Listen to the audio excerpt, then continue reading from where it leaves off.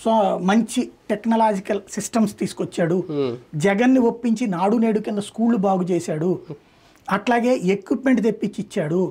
వాటన్నిటిని వాటికి తోడుగా ఏదైతే ప్రైవేటు స్కూళ్ళల్లో 2 లక్షలు 3 లక్షలు ఫీజు ఎందుకు తీసుకుంటారు? ఐబీ కరికులం అని, సిబిఎస్ఈ అని, అలాంటి స్కూల్ని అలాగ మార్చి, టాయిలెట్స్ ని అట్లాగ మార్చి, భోజనము చక్కగా మార్చి, ఇవన్నీ మార్చి వీటి పర్యవేక్షణ బాధ్యత టీచర్లకు అప్పచెప్పాడు. అది వాళ్ళకి నచ్చలేదు. వాళ్ళకి దానికి ఇంకోటి ఎవడో పెట్టుకో, మధ్యలో మేం చేసేది ఏంటి అనేటటువంటిది వాళ్ళకి. ఆయన దానికి తప్పు అంటాడు. అట్లాగే హోంవర్క్ రెగ్యులర్ గా చూడాలి. నీ పిల్లల హోంవర్క్ అయితే నువ్వు రోజు చూసుకుంటావు కానీ నీ స్కూల్ పిల్లలు నువ్వు ఎందుకు ఫీల్ అవ్వవు అంటాడు. చాలా మంది మెమోలు కూడా ఇచ్చాడు. అదే వాళ్ళకి అందరికి మంట.